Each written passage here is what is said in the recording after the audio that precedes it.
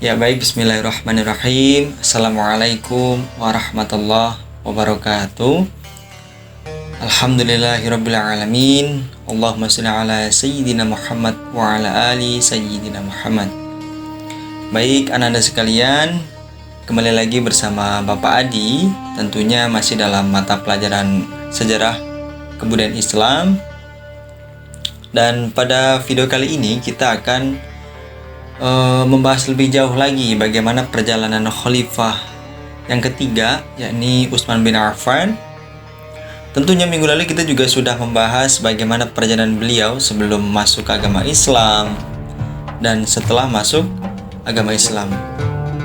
Nah, pada video kali ini juga kita akan berfokus bagaimana ketika Utsman bin Affan itu memimpin umat Islam kala itu. Jadi pembahasan kita hari ini hanya ada satu, yaitu masa pemerintahan Utsman bin Affan setelah menjadi khalifah yang ketiga menggantikan Umar bin Khattab. Ya, jadi poin besar kita hari ini membahas tentang bagaimana masa pemerintahan Utsman bin Affan. Tapi sebelum itu, ada cerita menarik sebelum Utsman bin Affan itu diangkat menjadi khalifah yang ketiga.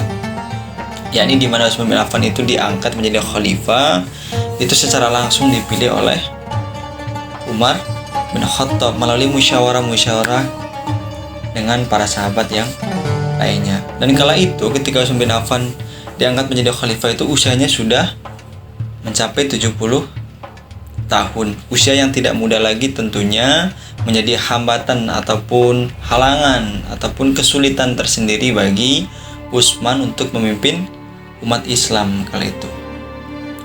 Baik, poin besar ketika Utsman bin Affan itu memimpin umat Islam atau masa pemerintahan Utsman bin Affan itu ada dua. Yang pertama itu Utsman bin Affan fokus terhadap pengangkatan pejabat-pejabat baru ataupun gubernur baru. Yang kedua adalah Utsman bin Affan juga fokus terhadap perluasan wilayah Islam. Jadi ketika Utsman bin Affan itu memimpin, hal yang pertama dilakukan adalah mengangkat wakil pemimpin daripada Utsman bin Affan atau gubernur di setiap daerah. Ya, setidaknya ada 3 gubernur yang diangkat oleh Utsman bin Affan untuk bisa memaksimalkan daerah-daerah yang menjadi tempat untuk berdakwahnya Utsman bin Affan bersama para sahabat yang lain. Yang pertama itu ada Amr bin As. Nah, Amr bin As itu diangkat menjadi gubernur Mesir kala itu atau di daerah Syam kala itu. Nah, jadi Amr bin As itu diangkat oleh Utsman bin Affan untuk mengatur bagaimana proses dakwah yang dilakukan di daerah Mesir atau Syam. Kemudian yang kedua ada Muawiyah bin Abu Sufyan. Nah, Muawiyah bin Abu Sufyan ini dipilih langsung oleh Utsman bin Affan sebagai gubernur untuk memimpin daerah Irak kala itu.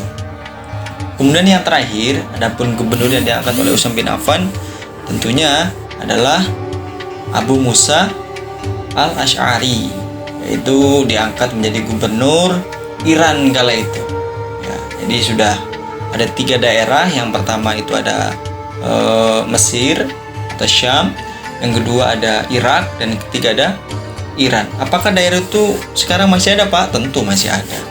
Ya, walaupun kita tahu apabila kita melihat berita-berita yang beredar di televisi itu tentunya keadaan mereka di sana memang membutuhkan doa-doa kita bersama. Nah, itulah anak-anak sekalian bagaimana proses pengangkatan ataupun tujuan daripada Utsman bin Affan itu mengangkat gubernur-gubernur baru untuk mewakili setiap daerah, tentunya untuk memaksimalkan bagaimana proses dakwah itu berjalan pada masa Utsman bin Affan. Utsman bin Affan itu ingin sekali daerah kekuasaan Islam itu diperluas. Nah, jadi fokus kedua itu memperluas wilayah Islam sampai ke Spanyol nantinya, itu banyak lagi ceritanya. Nah, dalam hal ini tentunya Utsman bin Affan tidak tidak dapat melakukannya sendiri. Tentu membutuhkan sosok pemimpin-pemimpin dalam pasukan perangnya nanti itu, atau panglima lah kalau dalam Indonesia kan seperti itu. Ada beberapa panglima-panglima yang memang diangkat langsung oleh Utsman bin Affan untuk melakukan ekspansi atau perluasan wilayah sampai ke titik-titik daerah yang sulit terjangkau oleh para sahabat kala itu. Ya, adapun panglima yang pertama kali diangkat oleh Utsman bin Affan adalah Abdullah bin Abi Sarh kala itu. Nah, tugas panglima daripada Abdullah bin Abi Sarh ini adalah yaitu daerah Bizantium kala itu. Adapun panglima yang kedua yang diangkat oleh Utsman bin Affan adalah Muawiyah bin Abu Sufyan. Nah, Muawiyah bin Abu Sufyan ini adalah sosok nama yang sangat terkenal lah dalam sejarah kebudayaan Islam atau sejarah peradaban Islam atau sejarah perkembangan Islam lah kala itu, di mana Muawiyah bin Abu Sufyan ini sangat berjasa dalam memperjuangkan perluasan wilayah Islam pada zaman Utsman bin Affan. Ya, adapun panglima yang ketiga yang diangkat oleh Utsman bin Affan adalah Umar bin Utsman. Nah, Umar bin Utsman ini berhasil untuk melakukan ekspansi atau perluasan wilayah Islam sampai ke daerah Fergana kala itu. Ya, adapun panglima yang keempat yang diangkat oleh Utsman bin Affan adalah Abdullah al-Aisi. Tugas Abdullah al-Aisi itu berhasil menguasai daerah Kabul. Nah, kemudian panglima yang diangkat oleh Utsman bin Affan adalah Abdullah at-Tamimi. Ya, jadi tugas Abdullah at-Tamimi kala itu bisa memperluas wilayah Islam atau melakukan ekspansi itu sampai ke daerah Hindustan kala itu. Ya, adapun yang selanjutnya yang keenam tentunya yang diangkat oleh Utsman bin Affan adalah Sa'id ibnu As. Nah, tugas Sa'id ibnu As itu kala itu bisa memperluas wilayah Islam sampai ke daerah Jurjan. Ya, adapun yang terakhir, panglima yang terakhir diangkat oleh Utsman bin Affan adalah sosok panglima yang mengalami bentrokan-bentrokan ataupun pertikaian ataupun peperangan yang dilakukan cukup besar kala itu, melakukan ekspansi atau perluasan wilayah Islam tidak mudah. Banyak sekali rintangan-rintangan, cobaan-cobaan dan bentrokan-bentrokan, bahkan dengan beberapa golongan-golongan yang tidak menyukai kedatangan Islam. Adapun tempat yang dituju oleh Abdullah bin Amir adalah tempat di daerah Persia atau daerah Kirman.